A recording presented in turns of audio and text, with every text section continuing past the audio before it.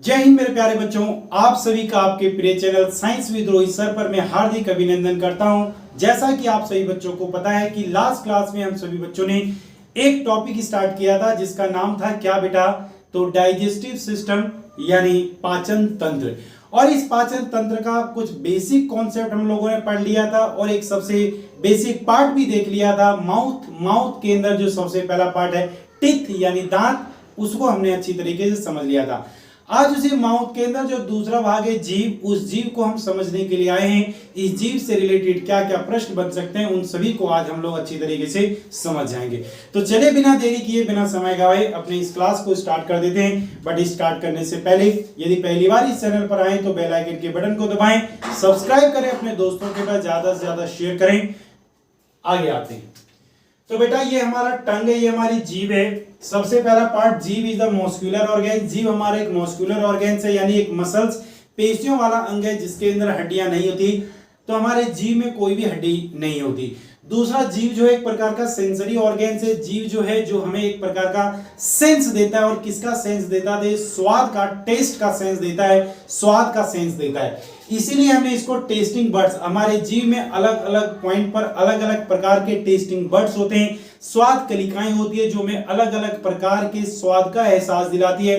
खट्टे का, मीठे का, तीखे का, कड़वे का, हर अलग अलग चीजों का जो टेस्ट हम अलग अलग फील करते हैं वो इसी जीभ के माध्यम से ये जीभ ब्रेन तक सिग्नल भेजती है, तब जाकर के हमें किसी भी चीज का स्वाद पता चलता है। तो ये हमारा एक जीभ का कुछ स्ट्रक्चर है। जीभ का जो सबसे आगे वाला पार्ट होता है बेटा, वो हमें मीठे का, स्वीट का बताता है। जीभ का ये जो साइड वाला पार्ट है, इधर और इधर, ये दोनों के दोनों सॉल्ट के बारे में हमें बताते हैं, नमकीनपन के बारे में बताता है बेटा कि कोई भी चीज हमने खाया है तो उसमें नमकीन है या नहीं है।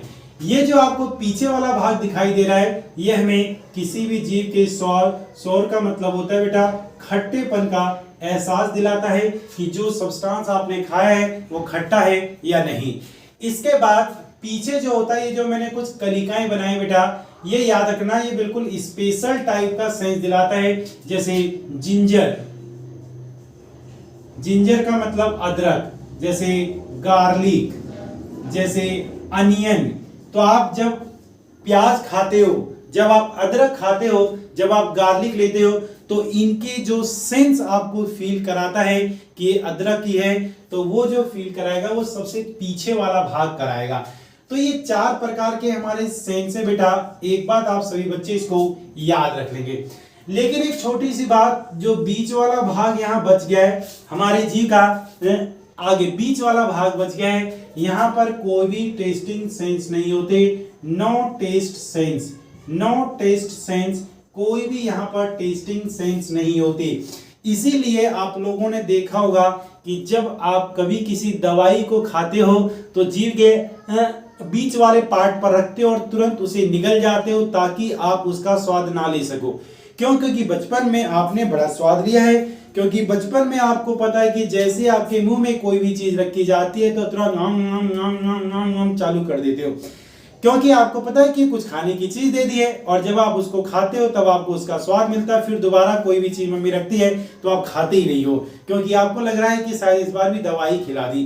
तो इसीलिए मैं कह रहा हूं बेटा कि ये जो बीच वाले भाग पर जीभ को रखते हैं, हम निगल जाते हैं ताकि हम उसका टेस्ट ना ले, क्योंकि वो हमेशा कड़वा ही होगा बेटा जो दवाई होगी सो। तो ये बात आप लोगों को जीभ से रिलेटेड याद रखना है आप लोगों को। अब हम इसके आगे के पॉइंट की तरफ बढ़ जाते हैं कि यदि ये सेंसरी ऑर्गन्स है और ये जीभ है तो इस जीभ के अंदर और क्या क्या चीजें बनती है। तो बेटा जीभ जो होता है वो एक प्रकार का सलाइवरी ग्लैंड है, वो आप सभी बच्चों को याद होना चाहिए। इसके अंदर से सलाइवा का निर्माण होता है। तो जीभ जो है ये एक प्रकार का सलाइवरी ग्लैंड, ये एक प्रकार का सलाइवरी ग्लैंड है। लार्य ग्रंथि, लार्य ग्रंथि है जो अपने अंदर से लार का निर्माण करती है। किसका निर्माण करती है? लार का। अब ये जो सलाइवरी ग्लैंड होते हैं वो याद रखना 3 पेयर में होते हैं। इनका नाम 3 पेयर में होंगे, 3 जोड़े में होंगे। 3 जोड़े में बोलने का मतलब उनकी संख्या 3 और 3 6 होगी। इन तीनों में से कौन सा ग्लैंड सबसे ज्यादा बनाएगा और कौन सा ग्लैंड सबसे कम बनाएगा। तो यदि मैं बात करता हूं सबसे पहले वाले ग्लैंड की, तो सबसे पहले वाले ग्लैंड का नाम क्या है बेटा, तो याद रखना उसका नाम है पोर्ट्रीड ग्लैंड, उसका नाम है पैरोटिड ग्लैंड, पैरोटिड ग्लैंड। पहले का नाम है पैरोटिड ग्लैंड और दूसरे का नाम है मेरे प्यारे बच्चों सबलिंगुअल और सबमैंडिबुलर।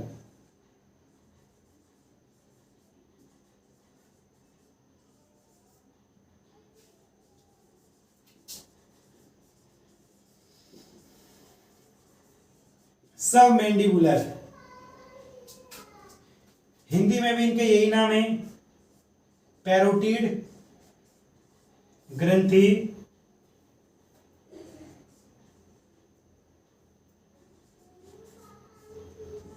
दूसरा है सबलिंगुअल,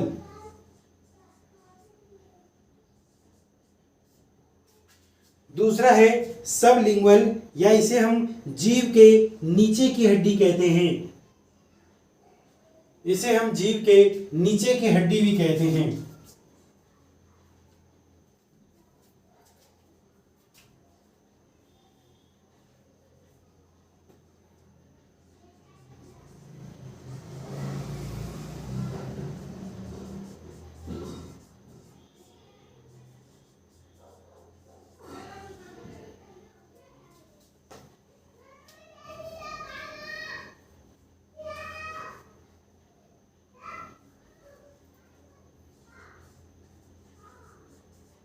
और सबमैंडिबुलर, सबमैंडिबुलर ये हमारी बोन है जो जबड़ा होता है। तो आप कह सकते हो कि ये जो जबड़ा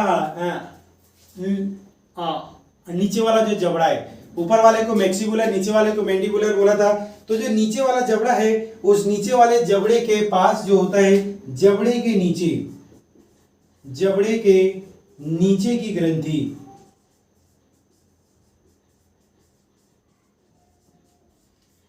तो तीन प्रकार की ग्रंथि हो गई। एक हमने पैरोटिड ग्रंथि का नाम सुना, दूसरा हमने यहां पर देखा सबलिंगुअल और तीसरा हमने देखा सबमैंडिबुलर। ये दो दो में होते हैं, मतलब ये पेयर पेयर में होते हैं। अब यदि पेयर में है तो अब यहां पर ध्यान से देखना कि पैरोटिड कहां होता है, तो पैरोटिड सबसे लार्जेस्ट ग्लैंड है। पैरोटिड ग्लैंड ये जो हमारा कान होता है ना, कान के इधर इस तरह आपने देखा, कभी जीभ निकाला होगा तो जीभ से जो लार आता है आप लोगों ने देखा हो, कभी जाओ रास्ते में कोई खट्टी चीज देख लो या कोई जलेबी देख लो तो लार आ जाता है, तो नीचे से एक लार निकलता है, जीभ के नीचे से एक साइड से निकलता है और एक जो हमारा नीचे मैंडिबुलर बोन है वहां से निकलता है। तो तीन पेयर में होते हैं। सबसे बड़ा कौन सा बेटा, तो पैरोटिड ग्लैंड, ये आप लोगों को यहाँ पर स्क्रीन पर दिख रहा होगा कि पैरोटिड ग्लैंड कैसा, ये सबसे बड़ा है। उसके बाद जो सबसे छोटा है वो सबलिंगुअल है और सबमैंडिबुलर। अब याद रखना इन तीनों में से सबसे ज्यादा सलाइवा बनाने का काम, मैक्सिमम सलाइवा बनाने का काम इसको दिया गया है, ये सबसे ज्यादा सलाइवा बनाता है। ये बात आप लोग याद रखना। लगभग 70 से 75% सलाइवा का निर्माण, ये याद रखना, मैंडिबुलर सबमैंडिबुलर जो ग्लैंड है वो बनाएगा आप लोगों के मुंह के अंदर। अब ये यदि सलाइवा आपके मुंह में बन गया तो इस सलाइवा से बेटा आपको फायदा क्या होगा, इस सलाइवा से आपको फायदा क्या होगा, ये बात भी आपको पता हो जाना चाहिए।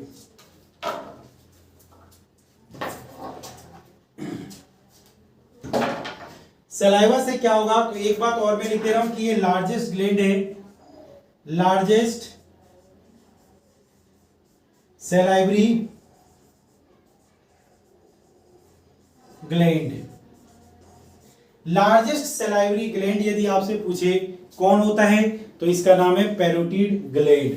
अब हम इसके आगे के भाग में पढ़ते हैं बेटा कुछ चीजें और कि इस सलाइवा का काम क्या है। तो बेटा सलाइवा का काम क्या है, देखो दांत ने तोड़ मरोड़ दिया, छोटे छोटे टुकड़ों में बना दिया। अब सलाइवा उसके अंदर मिक्स करेगा और सलाइवा मिक्स करने के बाद हमने जो खाना खाया उस भोजन में यदि कार्बोहाइड्रेट है, क्या है, कार्बोहाइड्रेट, तो इसको पहले हम रफ कर लेते हैं। यदि कार्बोहाइड्रेट है तो उस कार्बोहाइड्रेट का पाचन हो जाएगा बेटा।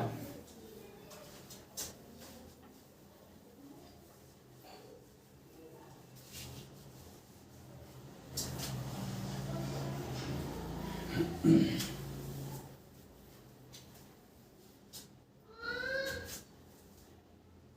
याद रखना सलाइवा जो करेगा वो सलाइवा क्या करेगा वो देख लेना। सलाइवा जो है, जो हमने कार्बोहाइड्रेट खाया है, कार्बोहाइड्रेट जिसे हम बोलते हैं शर्करा, जो हमने शर्करा खाया है, इस शर्करा का ये क्या कर देगा बेटा, पाचन कर देगा, डाइजेशन कर देगा। वो भी लगभग कितना, लगभग 70% डाइजेशन हो जाता है हमारे मुंह के अंदर, हमारे मुंह के अंदर, हमारे माउथ के अंदर। ठीक है, अब याद रखें ना, ये पाचन करने वाला तो कोई ना कोई क्या होगा, एंजाइम ही होगा। ये कौन सा एंजाइम है ये आपको पता करना पड़ेगा। तो आपको पता है कि इस एंजाइम का नाम होगा एमाइलेज, एमाइलेज या इसे टाइलिन, टाइलिन भी बोलेंगे। तो याद रखें ना, हमारे मुंह के अंदर जो एमाइलेज एंजाइम सलाइवा के अंदर होते हैं या जो टाइलिन होते हैं, ये किसका पाचन करते हैं, कार्बोहाइड्रेट का। लगभग कितना, 70%। इस कार्बोहाइड्रेट को इसने किस में बदल दिया बेटा, तो कार्बोहाइड्रेट को इसने ग्लूकोज में बदल दिया है। और ग्लूकोज जो है ये बहुत ही छोटा पार्टिकल होता है, जिससे हमारे सेल जो होते हैं वो एनर्जी को क्या करते हैं, एब्जॉर्ब कर लेते हैं। तो आपने देखा बेटा यहाँ पर कि मुंह के अंदर कार्बोहाइड्रेट का पाचन हो गया। तो यहाँ से क्वेश्चन पूछा जाता है कि जब भी हम कोई भोजन खाते हैं तो भोजन का पाचन प्रक्रिया कहाँ से चालू होती है।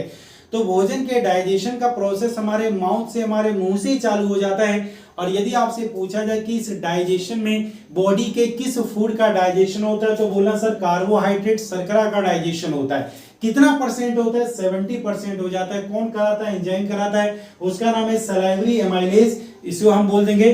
ठीक है, या तो एमाइलेज कराएगा या फिर टाइलिन कराएगा, ये दोनों का दोनों 70% पाचन कर देगा।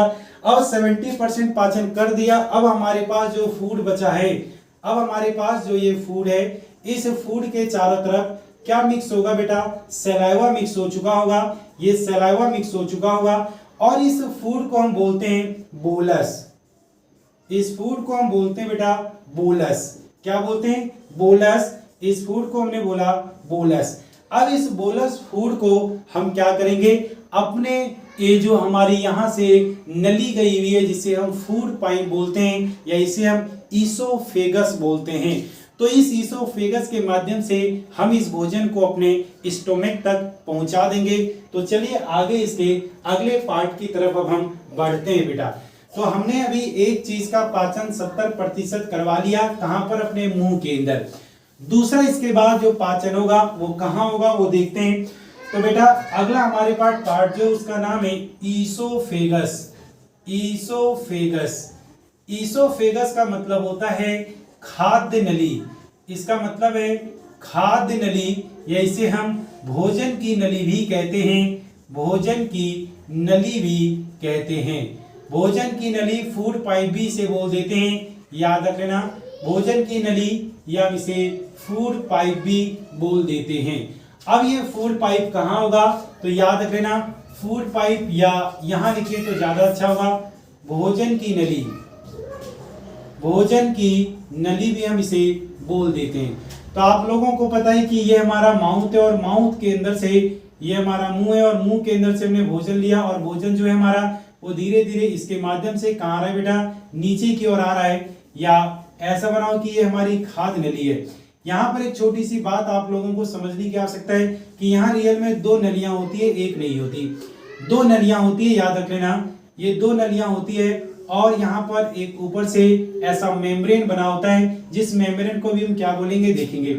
यहाँ से हमारा आ रहा है फूड नीचे, जिस नली में फूड होता है उसे बोलते हैं ईसोफेगस, या इसे फूड पाइप का नाम देंगे। लेकिन इसके अंदर क्या आ रहा है बेटा, इसके अंदर आ रहा है एयर, इसके अंदर क्या आ रहा है, एयर यानी वायु।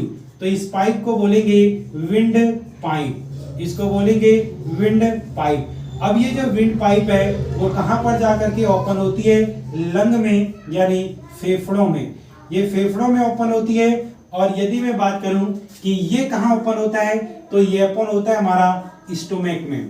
फूड पाइप ओपन होता है हमारे स्टोमक में, हमारे पेट में, हमारे उदर में या हमारे अमाशय में।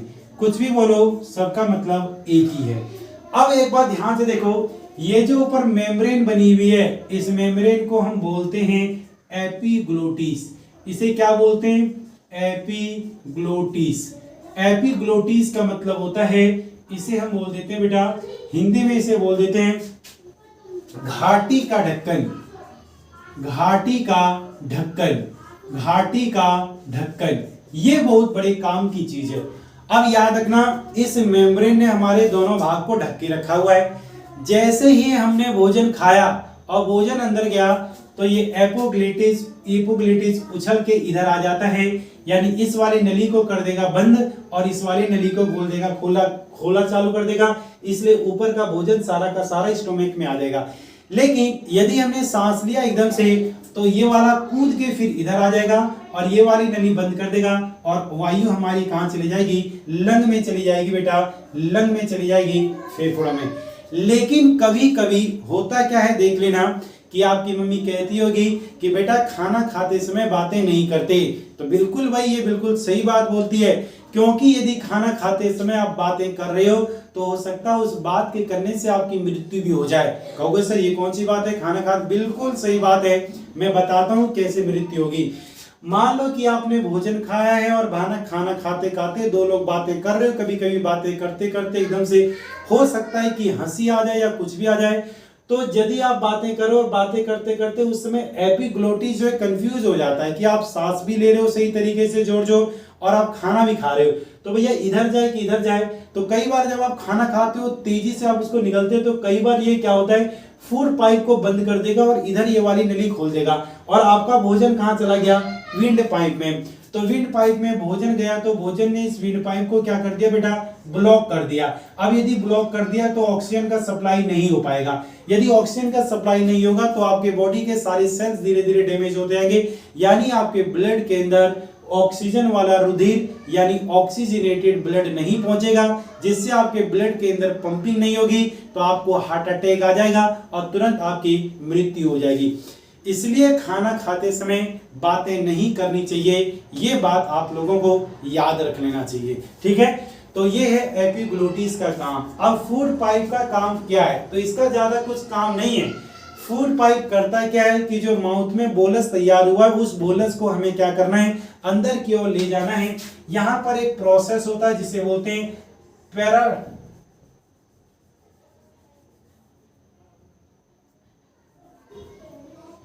जिसे हम बोल देते हैं क्रमांकुचन।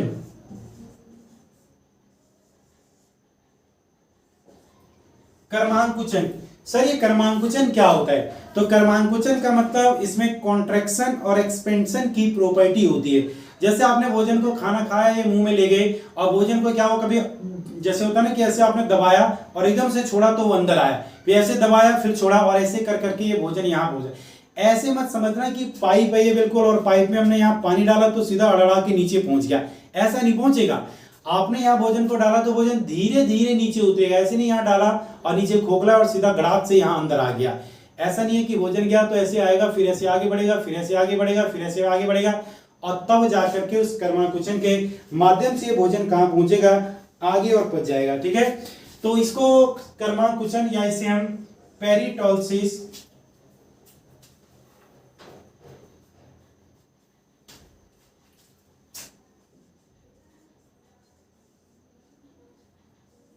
पेरिस्टोलसिस का नाम भी दे देते हैं। पेरिस्टोलसिस या हिंदी में इसे बोलते हैं कर्मांकुचन।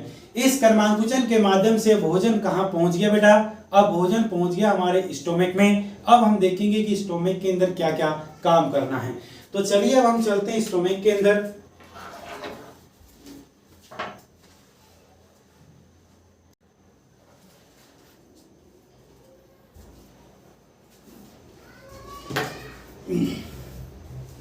चलिए बच्चे, अब इसोफेगस को हमने इसोफेगस के माध्यम से भोजन को कहां अपने स्टोमक में पहुंचा दिया। अब स्टोमक में भोजन का क्या क्या होता है तो चलिए देखते हैं।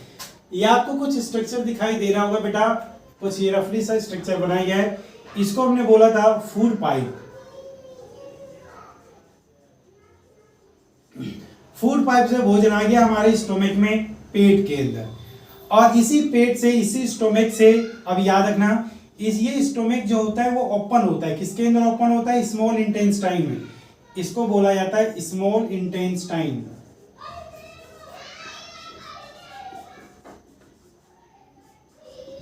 जिसे हम छोटी आंत बोलते हैं। नाम इसका छोटी, बट ये बहुत लंबी है।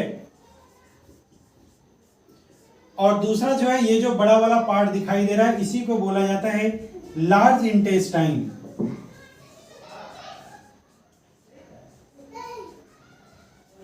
बड़ी आंत। यह है गुदामार्ग, एनस, गुदामार्ग।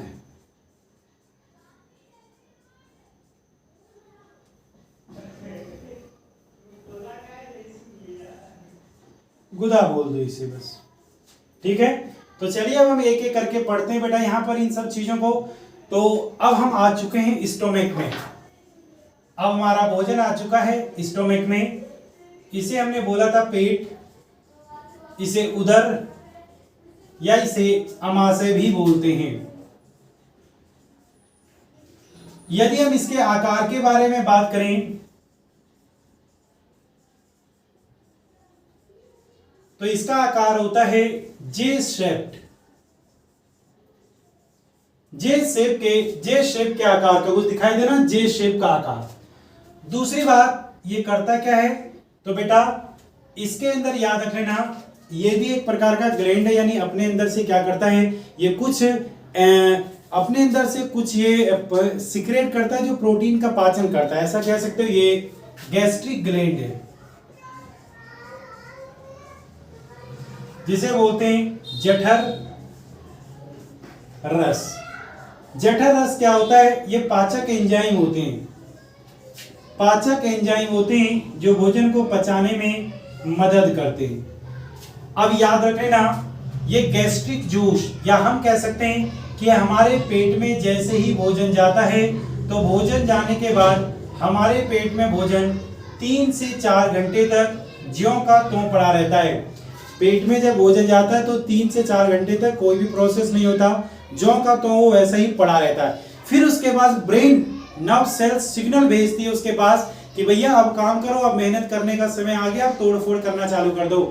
तब वहां से सिग्नल आता है और 3 प्रकार के यहां से हमारे केमिकल सीक्रेट होना चालू हो जाते हैं। सबसे पहले केमिकल का नाम होता है HCl, hydrochloric acid. Hydrochloric acid. अब आप लोगों को पता है ये एसिड एक प्रकार का कंसेंट्रेट एसिड है, बहुत ही खतरनाक अम्ल है। इस अम्ल को यदि आपने हाथ के इस पॉइंट पर रखा तो छेद करके इस बिंदु से निकल जाएगा। इसका पीएच मान यदि आपसे पूछा जाए तो 1.2 से लेकर के 2.2 के बीच में लाई करता है। लेकिन अब कुछ बच्चे कहेंगे कि सर यदि ये हमारे पेट के अंदर HCl प्रोड्यूस हो रहा है तो पेट को फाड़ के बाहर क्यों नहीं आता? तो बेटा बताता हूं, ये इसके चारों तरफ यहां पर कुछ फ्लूइड सीक्रेट होता रहता है, इसे बोलते हैं म्यूकस। इसे बोलते हैं म्यूकस। और ये जो म्यूकस होता है वो याद रखना अपने अंदर से एक बेस प्रोड्यूस करता रहता है, एक क्षार प्रोड्यूस करता रहता है। अब ये निकाल रहा है एसिड और ये निकाल रहा है बेस। एसिड और बेस जब एक दूसरे के साथ रिएक्ट होते हैं तो न्यूट्रलाइजेशन की फॉर्मेशन करते हैं, यानी ये उदासीन हो जाता है। इसलिए एसिड आपके पेट पर ज्यादा इफेक्ट नहीं डाल पाता। हाँ, एसिड इफेक्ट डालेगा उन दिनों में जिन दिनों में आपको फ्री का खाना मिल जाए। कभी दोस्त की बर्थडे पार्टी में चले जाते हो और यदि फ्री का खाना आपको मिल जाता है दोस्तों, तो आप जबरदस्ती उसको ठूस के इतना खा लेते हो कि पूछो मत। अब एक बात बताओ, डेली आपके पेट को पता था कि आप डेली 3 और 4 रोटी खाते हो, तो 3 और 4 रोटी को पचाने के लिए ही वो HCl प्रोड्यूस करेगा, HCl निकालेगा। बट आज आपने 5 से 10 रोटी खा लिया और भी कई सारी चीजें खाए, तो आज उसे ये क्या करना पड़ेगा, ज्यादा मात्रा में निकालना पड़ेगा। उस समय हमारा ये म्यूकस कामयाब नहीं हो पाता, क्योंकि म्यूकस की मात्रा है कम और एसिड की मात्रा है ज्यादा, तो एसिडिटी हमारे पेट के अंदर बढ़ जाती है। क्या बढ़ जाती है? एसिडिटी।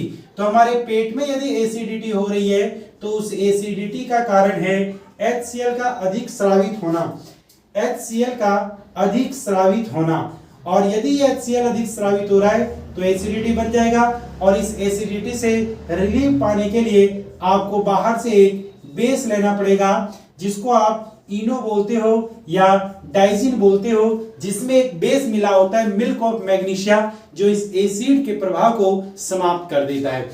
अब बात की सर HCl का काम क्या है, तो HCl का काम है कि बाहर से जो आया हुआ भोजन है उस भोजन को और अच्छे तरीके से गलाना। आपके दांत ने उसको क्या कर दिया बेटा, छोटे छोटे टुकड़ों में तोड़ दिया, सलाइवा ने उसको मिक्स किया, और सलाइवा ने भी कुछ बैक्टीरिया को मारा था वहां पर, क्योंकि हमारे सलाइवा में लाइसोसोम बहुत ज्यादा होते हैं और लाइसोसोम किसी भी हानिकारक बैक्टीरिया को मारने में सक्षम होते हैं। अब यदि कोई बैक्टीरिया बच गया तो बेटा इससे नहीं बचेगा, इससे सबका भूत उतार देता है। यदि ये चला गया तो ये सबको ये गला देगा, चाहे कोई बैक्टीरिया हो, चाहे वायरस हो, चाहे कुछ भी हो, बट यहां तक वो पहुंच ही नहीं पा रहा है। यहां तक क्या हो रहा है, वो पहुंच ही नहीं पा रहा, और यदि पहुंच गया तो सबका ये सत्यानाश कर देगा बेटा। अब इसके बाद दो और हमारे, अब याद रखना जब HCl निकलेगा तो HCl क्या करेगा, इन दोनों को एडवाइस देगा कि भाई मैंने अपना काम कर दिया, गला दिया, बैक्टीरिया को मार दिया, अब आप तैयार हो जाओ पचने के लिए। तो HCl इन दोनों को एक्टिव कर देगा। कैसे, एक का नाम होता है पेप्सिन, पेप्सिन एंजाइम है, और दूसरे का नाम है रेनिन। एक का नाम है बेटा पेप्सिन और दूसरे का नाम है रेनिन। हिंदी में भी इसे पेप्सिन और इसे रेनिन बोलते हैं, पेप्सिन और रेनिन। एक्चुअली में पेप्सिन और रेनिन जब एक्टिव नहीं होता है तब इसका नाम होता है पेप्सिनोजन, पेप्सिनोजन, और इसका नाम होता है प्रोरेनिन, प्रोरेनिन। ये जो है ये इनएक्टिव फॉर्म है, इनएक्टिव फॉर्म है, लेकिन जब ब्रेन इसको सिग्नल देता है तो ये एक्टिव हो जाते हैं, और अब ये जो पेप्सिनोजन था वो पेप्सिन में कन्वर्ट हुआ, और जो प्रोरेनिन था वो रेनिन में कन्वर्ट हुआ। अब ये जो पेप्सिन होता है ये प्रोटीन का पाचन करता है बेटा। किसका पाचन करेगा, प्रोटीन का। तो आपने खाया क्या है, आपने भोजन में खाया है प्रोटीन, भोजन में कहा है प्रोटीन। इस प्रोटीन का याद रख लेना बेटा, इस प्रोटीन का यहां पर 90% डाइजेशन हो जाएगा, पाचन कर देगा, और डाइजेशन होने के बाद ये जो प्रोटीन है वो पेप्टोन में चेंज हो जाएगा। किस में चेंज हो जाएगा, पेप्टोन में चेंज हो जाएगा। किसमें, पेप्टोन में चेंज हो जाएगा प्रोटीन। और ये इतने छोटे छोटे पार्टिकल हैं कि सेल्स इनके अंदर से एनर्जी आसानी से एब्जॉर्ब कर सकती है। लेकिन रेनिन का काम क्या है, तो रेनिन जो होता है ये मिल्क का 100% डाइजेशन कर देता है, मिल्क का 100% पाचन कर देता है। और मिल्क में एक प्रोटीन होता है जिसका नाम है केसीन, जिसका नाम केसीन है, आप सभी लोगों ने पढ़ा होगा। अब इस केसीन से रिलेटेड एक छोटी सी बात मैं आप लोगों को बता देता हूं कि बेटा जो बच्चे होते हैं जो ज्यादा दूध का सेवन करते हैं उन बच्चों के अंदर ज्यादा से ज्यादा मात्रा में रेनिन प्रोड्यूस होता है, याद रख लेना। तो क्वेश्चन पूछा जाता है कि रेनिन जो है वो बच्चों के पेट में सबसे ज्यादा क्यों सीक्रेट होता है, क्योंकि बच्चे ज्यादा से ज्यादा दूध का सेवन करते हैं, और दूध का सेवन जो करेंगे सबसे ज्यादा उनके पेट के अंदर से, याद रख लेना, बच्चों के पेट से रेनिन सबसे ज्यादा मात्रा में सीक्रेट होता है, सबसे अधिक मात्रा में निकलता है। किसको पचाने के लिए, तो याद रख लेना केसीन नामक प्रोटीन को पचाने के लिए। तो अब यहां पर हमने डाइजेशन किसका डाइजेशन कर दिया, प्रोटीन का। लेकिन याद रखना कार्बोहाइड्रेट का 70% पाचन किया, 30% पाचन अभी भी नहीं हुआ। इसका 90% पाचन किया, 10% अभी भी प्रोटीन का नहीं हुआ। केवल यदि दूध पूछे तो दूध हमारा पेट में ही 100% पच जाता है, और पचने के लिए क्या होता है, रेनिन नामक एंजाइम सीक्रेट होता है। अब चलते हैं इसके बाद अगले वाले पार्ट की तरफ जिसका नाम है हमारा स्मॉल इंटेस्टाइन। अब यहां से जो भोजन है ये भोजन कहां जाएगा बेटा, ये स्मॉल इंटेस्टाइन में ये भोजन जा रहा है, छोटी आंत में ये भोजन जा रहा है। तो अब चलिए हम पहुंचते हैं छोटी आंत की तरफ।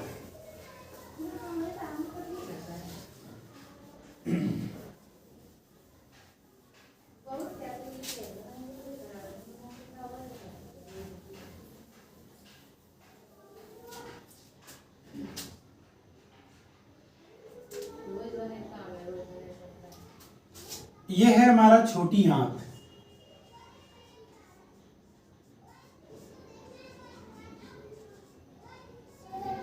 ठीक है, तो अब हम स्मॉल इंटेस्टाइन के बारे में बात करेंगे।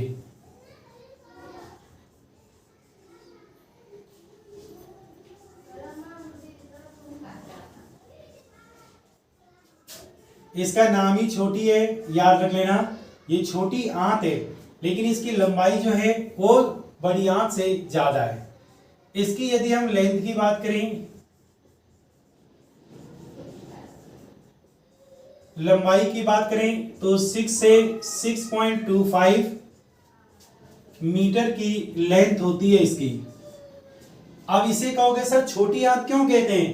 क्योंकि इसका जो रेडियस है वो छोटा है। इसकी त्रिज्या, त्रिज्या का मतलब अंदर से जो इसका साइज है, इसकी मोटाई जो है वो कम है, लगभग 1 इंच की है। ठीक है, दूसरी सबसे बड़ी बात, इस छोटी आंत के 3 पार्ट हमें पढ़ने हैं। छोटी आंत में से 3 भाग हमें पढ़ना है। सबसे पहला भाग का नाम है duodenum,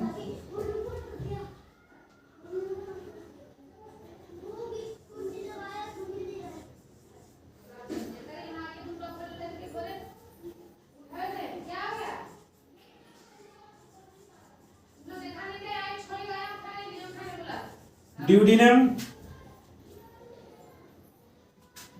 jejunum, ileum. Duodenum, jejunum और इलियम।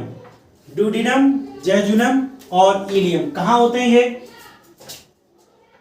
तो इस स्टोमक का वो पार्ट जहां से ये ओपन होता है उसी को बोलते हैं ड्यूडिनम। इसका मिडल वाला जो पार्ट होता है ये कहलाता है जेजुनम, और सबसे लास्ट वाला पार्ट, वो पार्ट जो लार्ज इंटेस्टाइन से जुड़ता है उसे बोलते हैं इलियम। तो ड्यूडिनम, जेजुनम और इलियम ये 3 भाग है हमारे किसके? स्मॉल इंटेस्टाइन के। अब एक एक करके इनके भागों को पढ़ेंगे। ठीक है बेटा,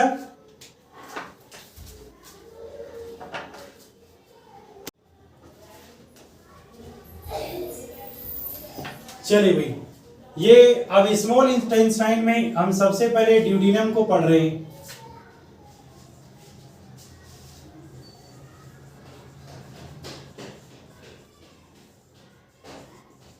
और ड्यूडिनम से 2 चीजें मेन जुड़ी होती है, याद रखना।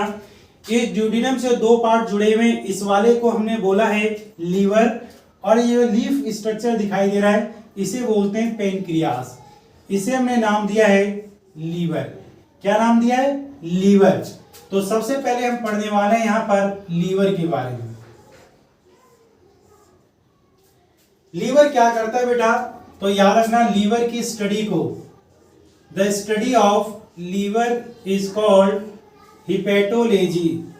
हिपैटोलॉजी,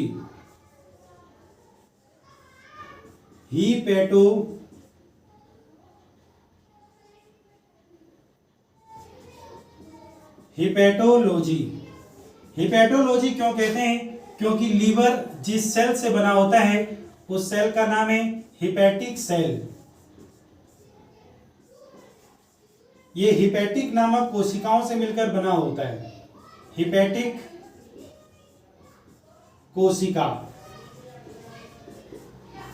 अब यदि ये हिपैटिक कोशिका से बना हुआ है मिलके बेटा, तो अब यहां पर ध्यान से देखना, उसके आगे और कुछ बातें इसके बारे में बता रहा हूं कि अगला पॉइंट लिखना। अच्छा, एक छोटी सी बात और बता देता हूं, जो हिपैटिक सेल्स होता है इसके अंदर याद रखना इतने ज्यादा सेंट्रोसोम होते हैं कि सेल डिवीजन सबसे ज्यादा होता है, यानी रीजनरेशन की पावर सबसे ज्यादा होती है। मैक्सिमम रीजनरेशन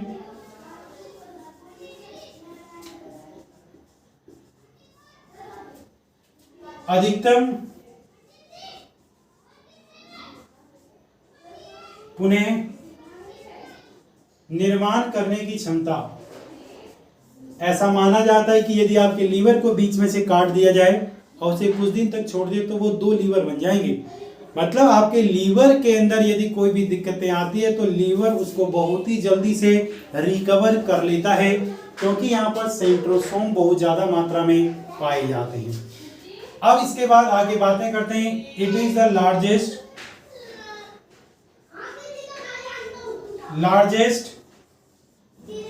और एक तो सबसे बड़ी है और हैवीएस्ट ऑर्गेन। यह सबसे भारी एवं बड़ा अंग है। सबसे भारी और सबसे बड़ा अंग हमारा कौन सा है बेटा? तो याद रख लेना, लीवर। नंबर 2, यदि इसके वेट की बात करें